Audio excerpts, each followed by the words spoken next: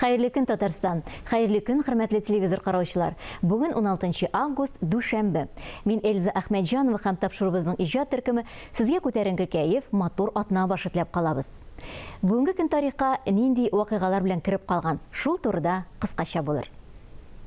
1960 елның 16 августында Стокгольмда Халыкара астронавтлар академиясе оеша. Академиядә дөньяның 83 иленнән белгечләр әгъза булып торалар. Шул исәптән Россиядән дә. Оешманың эшчәнлеге космос проектлар белән бәйле.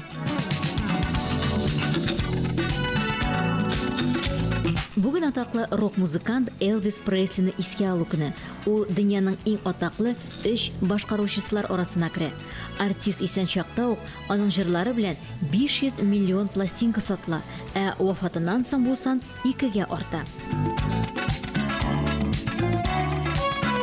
Бүген Кура җиләге көне. Бәйрәмне 15 елдан бирле билгеләп үтәләр, һәм бу юкка түгел. Бүгенге көн элек-электән җиләк көне буларак билгеле булган. Кура җиләге тәмле җимеш кенә булып калмый, ә файдалы сыйфатлары белән дә билгеле. Ташбакаларның килеп чыгуы бүгенге көнгә кадәр билгесез. Күп кенә табигать сөючеләр әлеге үзенчәлекле, серле хайваннарны өйдә тоталар. Ветеринария табибы Мария Киселева ташбакаларны сатып алганда нәрсәләргә игътибар итәргә, шулай ук аларны өй шартларында тоту нечкәлекләр турында сөйләп китер. Водная черепашка. Почему-то обывателю, как правило, кажется... Сүземне шуннан башлыйсым килә. Ташбакаларны тәрбияләргә теләк белдергән кешеләр бу гади эш дип саныйлар. Ләкин бу булай түгел. Ташбакаларны тулы экзотик хайваннар дип әйтсәк тә була. Табигатьтә улар һава торышының 50 градус, суның 30 градус җылы булган шартларда яшиләр. Һәм көн озынлыгында истә тотырга кирәк. Ультрафиолет нурлары эләккән чиракта гына ташбакаларда А витамины синтезлана. Бу үз чирагында таш өстенең формалашуында, шулай ук муен һәм тәпиләрнең шишмәвендә зур роль уйный. Билгеле булганча, безнең илдә көн дәвамы кыска, ә кыш айлары салкын. Шуңа да яшәү шартлары ташбакалар өчен бер дә уңайлы түгел. Фатирда тиешле шартлар тудыру өчен җылылык бирә торган кызыл утлы яктырткыч һәм махсус җайланма, кояш нурларын алмаштыручы ультрафиолет, террариумда урнаштырылган термометр һәм су җылыткычы кирәк булыр. Кормление этих товарищей тоже должно быть максимально сбалансировано. Ташбакаларның рационнары да балансланган булырга тиеш. Табигатьтә ташбакалар ит ашамыйлар. Бүгенге көндә алар өчен махсус җитештерелгән ашамлыклар да бар. Элегрәк үй шартларында үскән ташбакаларны кечкенә калалар дип фараз йөртәләр иде. Ләкин бу ялгышлык. Ташбакалар үсәләр, менә бу очракта берничә буҗра артачак әле. Здесь вот еще мы прибавим довольно, да, пару колечек.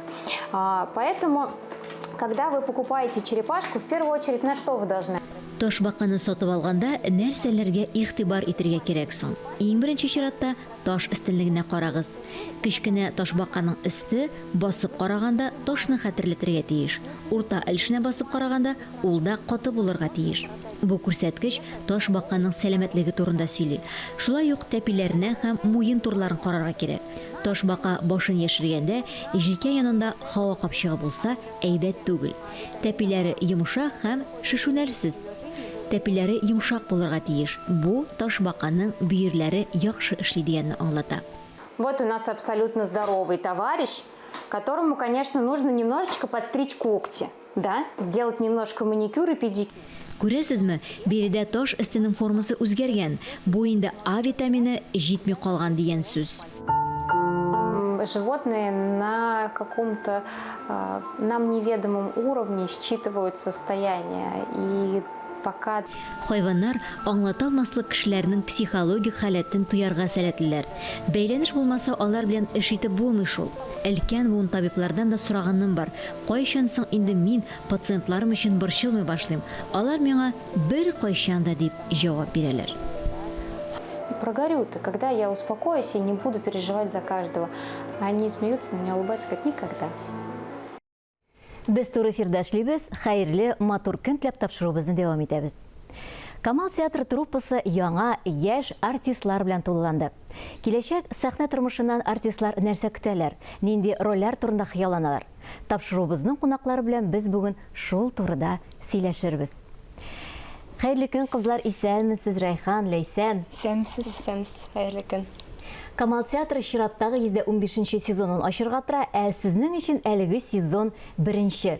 Менә бу театрга кабул итәбез сезне дигән хәбәрне алгач, нинди хисләр тойдыгыз? Ничек менә бу яңалыкны кабул итеп алдыгыз? Дулкынландык, әлбәттә. Бу безнең өчен беренче сезон. Без 4 ел буена укысак та, барыбер ничектер дулкынланып, әлбәттә инде без бик рәхмәтле укытучыларыбызга. Сөйіндік. Ең бірінші ширатта сөйіндік. Шулай ук біз бүтінімізде хәзір жауаплылық ниндидер сизәбез үзебездә. Ең бірінші вакытта ул татар яшьләре алдында ниндидер жауаплылык. Чөнки менә без аларны ничектер кызыксындырырга тиешбез театр белән. Чөнки менә безнең танышлар арасында да театрда бер тапкырда булмаган кешеләр очрый хәзер. Сезнең бит инде дебют узды дисәк тә була. Шулай бит әлеге сәхнәдә сезнең инде чыгыш ясаганыгыз бар. Бар, әйе. Ләйсән спектакль булдымы? Ләйсән Икенче курста укыганда безнең Камал театрында шундый проект килеп чыкты. Ул Яңа татар пьесасыннан Сишәмбе көн кич белән дигән проект. Анда яшь драматурглар үзләренең пьесаларын тәкъдим итеп 3 спектакль чыкты. Шуларның берсендә безнең Октушыбыз Әләгова Кинжәгулов Сөмбел Гафарова пьеса буенча Парковка дигән спектакль куйды һәм анда мин төп рольне Фатыйма ролен уйнадым. Райханың? Мин шулай ук шушы спектакльдә Фатыйманың дус кызы Мәрьям ролен башкардым. Сезнең өчен бу яңа сәхнә дип әйтеп булмый инде. Шулай бит бигрәк тә сезнең өчен, Райхан, чөнки сез артистлар династиясыннан. Якыннарыгыз ничек кабул итеп алды менә бу хәбәрне? Артистка булам дигәнне. Сөенділер, әлбәттә. Минем өчен бик шат булдылар. Сезнең дәвәтиегез, бабагыз? Әйе, ул инде халык артисты. Минем әтием дә бүгенге көнгә Камал театрында артист булып эшли. Әлбәттә инде бөтен гаиләм. Исемнәрен әйтеп китмисез, тамашачыга әйтегез исемнәрен дә. Минем әтием Минвали Габдуллин, бабаем Габдулфат Шарафиев, әбием инде 40 елдан артык диктор тәрҗемәче булып эшләде шушы театрда. Әйе, хәзер инде сез дәвам итүче. Әйе. Сезнең өчен, сезнең гаиләдә, нәселдә артист беренче. Әйе, ул мин. Бәләкәй чакта әти белән әни мине театраль студиясына бирделәр. Мин шунда әйбәт кенә укыдым. Аннан соң инде мәктәпне бетергәндә әни белән әти миңа җитдирәк, теге алар уйлавынча җитдирәк һөнәр сайлауны теләделәр һәм шуңа күрә дә минем беренче уку йортым ул театр белән бәйле түгел иде. Кызлар, менә сез инде сәхнәдә, Камал театры сәхнәсендә чыгыш ясадык дип әйттегез. Иң беренче ролегезне хәтерлисезме? Менә сөйләп киттем. Менә нәкъ шушы булды. Мәктәптә укыган елларда театраль төрле студияларда, кружокларда шөгыльләнмәдегез? Шөгыльләндем, мин бетердем театраль мәктәпне. Шаллада инде безнең шул кызыл диплом белән мәктәп елларында инде. Камал театр труппасын без йылдызлы труппа дип әйтсәк тә бер дә ялгыш булмас. Менә бу йылдызлар арасында эшләү сезнең өчен менә ничегрәк? Һәм гомумән алганда йылдыз дигән төшенчәне сез ничек кабул итәсез? Чын йылдыз менә сезнең күз алдыгызда, сезнең мәгънәдә нинди кеше ул менә йылдыз? Безгә калса, белмим инде, ул бик зур җаваплылык беренче чиратта. Шушындый өлкән булган артистлар белән эшләү, менә алар миңа калса чын йолдызлар.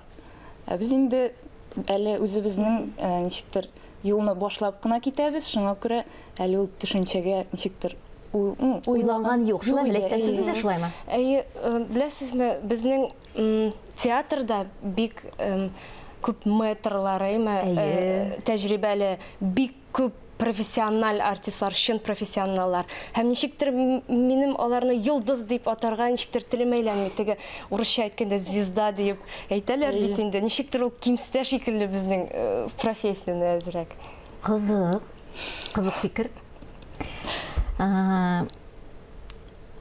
Инде менә без укыганда дип әйттегез, сөйләп киттегез, әле 4 кенә ел булса да, сабакташларыгыз турында да ишетәсебез килә. Менә бу әлеге студент еллары әле яңа гына шулай бит тәмамланды, күңелегезгә ничек кирип калды? Һәм инде остазыгыз Фәрит Бикшәнтаев турында да бер-ике сүз әйтеп китсәгез иде. дөресен генә әйткәндә, сабакташлар турында хәзер сөйләргә әлләнчик, чөнки менә без шуның кадәр аларны сагындык. 4 ел буена менә без Фәрит абый безне шуның кадәр бер-беребезгә беркетте. Без елаштык та, сугыштык та, анда мәш килеп 4 ел буена укыдык.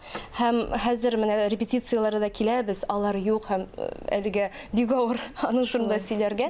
Ләкин һәр кешенең үз тормышы бар да әйбәт булыр дип уйлыйм. Бик сагынабыз. Кайсы театрларга тагын эшкә киттеләр сезнең сабакташлар? Чаллы театрына киттеләр. Шулай булган, Чаллыга. Чаллы һәм Казанда калдыгыз. Казанда, әйе. Нинди рольләр турында хыялланасыз гомумән? Үзегезне нинди ампулада күрәсез? Төрле рольләр уйнарга насыйп булсын иде дип ышанабыз инде. Минем дә шулай. Төрле образлар. Төрле пландагы, бер төрле булмаган ничектер.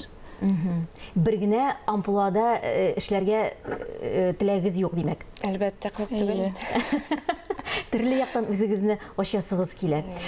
Тамашачыга килгәндә, менә Камал театрына нинди тамашачы йөри, игътибар иткәнегез бармы?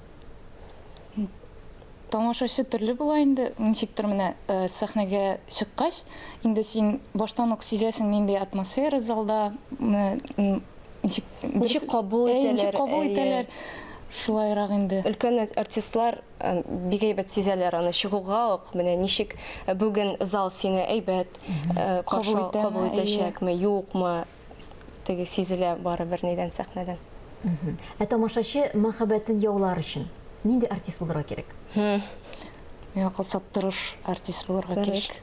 Үзең өстендә эшләү бик нык кирәк бу очракта. Сәхнәдән бөтенләй бер күренә диләр. Синең менә фикер йөртүеңдә, белемеңдә күренеп тора хәтта. Кызлар, сәхнә минем өчен ул дигән җөмләне дәвам итсәгез, менә ул ничек яңгырар микән? Райхан, сезне тыңлап карыйк әле. Сәхнә минем өчен ул иң беренче чиратта эш урыны.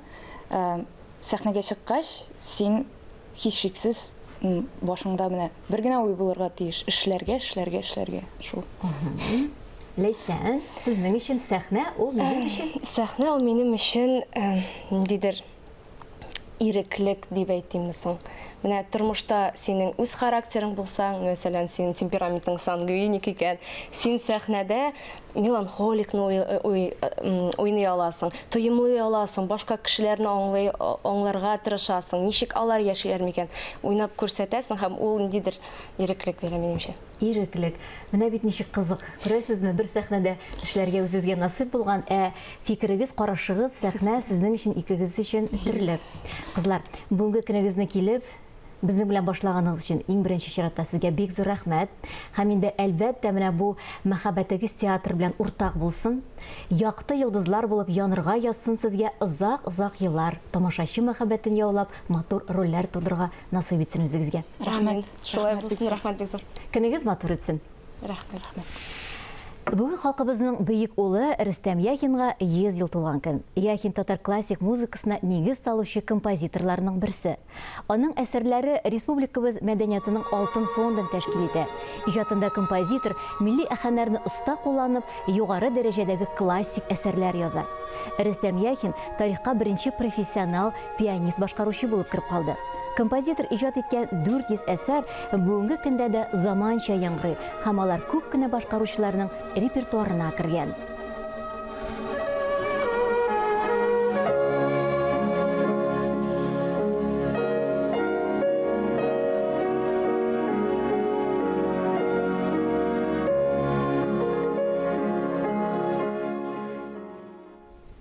Тапшырубызны телевидение фондында сакланган Рөстәм Яхин романсы белән тәмамлыйбыз.